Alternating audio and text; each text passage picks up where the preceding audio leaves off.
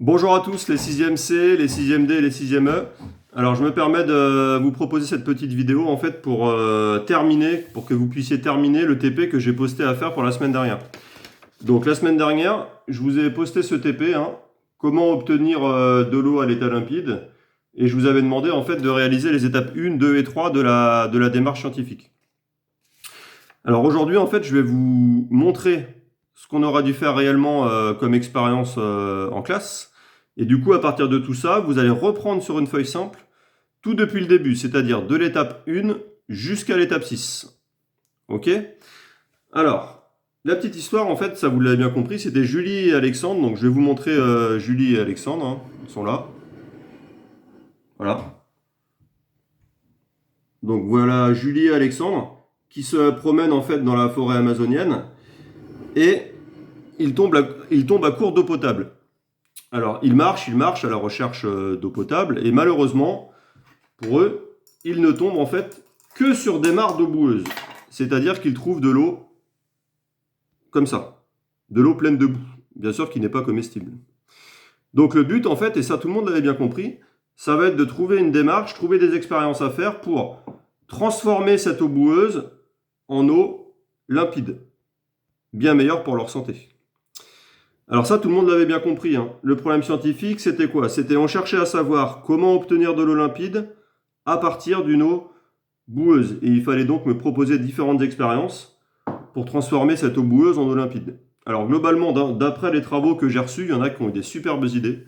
Alors des choses plus ou moins cohérentes, mais globalement, vous avez tous bien réfléchi au problème. Alors aujourd'hui, en fait, je vais vous proposer les solutions qu'on aurait dû avoir ensemble en classe. Alors d'abord, l'étape 1, il faut refaire. De l'étape 1 jusqu'à l'étape 6, c'est ça le travail pour cette semaine. L'étape 1, il n'y a pas de problème, tout le monde l'a bien comprise. Pour l'étape 2, alors je vais vous montrer le matériel que nous, on va utiliser.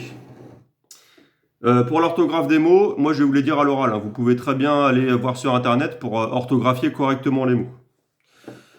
Alors tout d'abord, on va avoir un tube à essai, voilà, avec à l'intérieur de l'eau boueuse.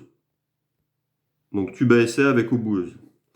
Ensuite, pour tenir ce tube à essai, on va avoir en chimie ce qu'on appelle un support, qui permet de tenir le tube à essai. Donc ça là, ce qui est en bois, ça s'appelle un support. Ensuite, on va avoir un papier filtre. Alors ça, certains m'avaient proposé l'idée. En fait, on va filtrer l'eau boueuse. Enfin ça sera la deuxième expérience, mais on va avoir besoin du coup d'un papier filtre, d'un entonnoir pour poser le papier filtre à l'intérieur, d'un bécher. Voilà. Et c'est tout. Donc si on résume, on a notre tube à essai qui contient l'eau boueuse, le support, le bécher, l'entonnoir et le papier filtre. Alors première chose à faire, parce que tout le monde pense qu'on va directement en fait filtrer l'eau boueuse afin d'obtenir de l'eau limpide, et bien regardez déjà ce qui s'est passé. Là en fait j'ai déjà laissé reposer l'eau boueuse de tout à l'heure. Alors je ne sais pas si vous voyez très bien, mais ce qui s'est déjà passé là, c'est que les plus grosses particules de boue sont tombées dans le fond.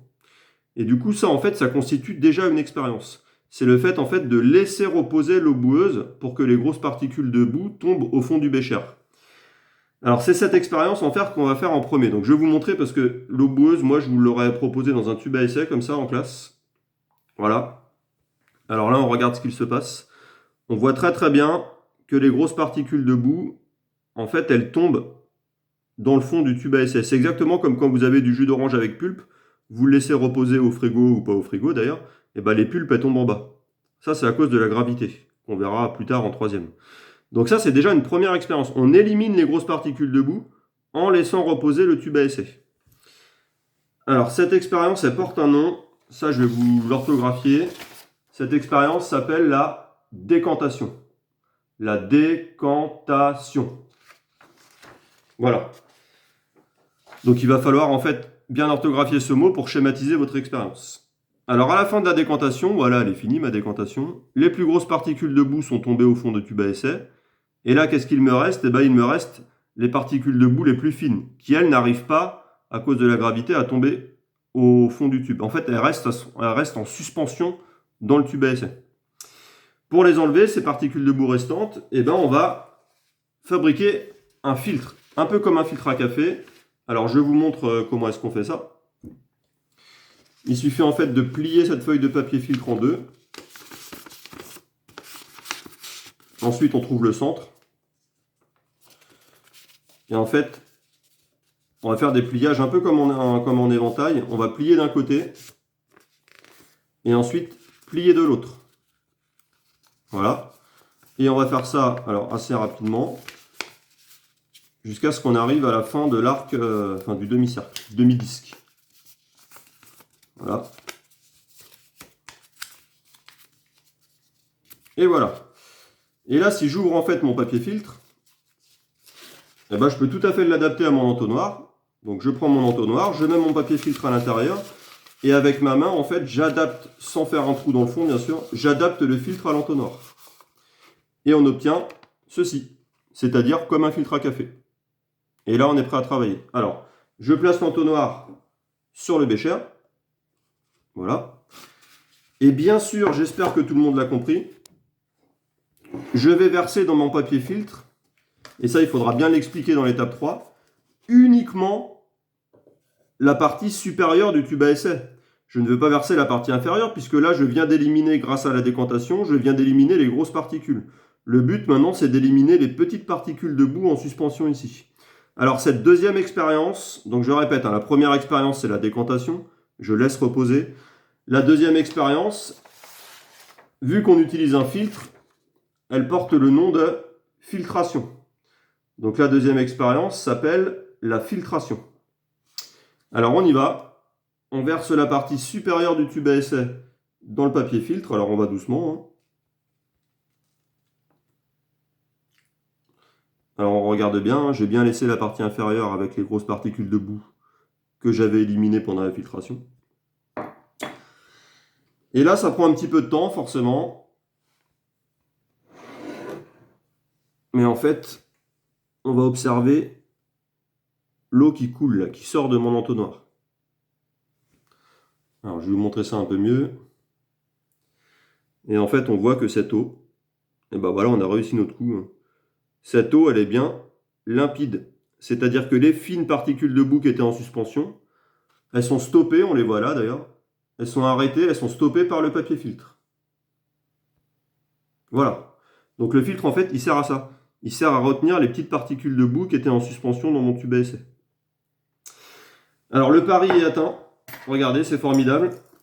Julie et Alexandre vont être très très contents parce que là, on a des expériences à leur proposer.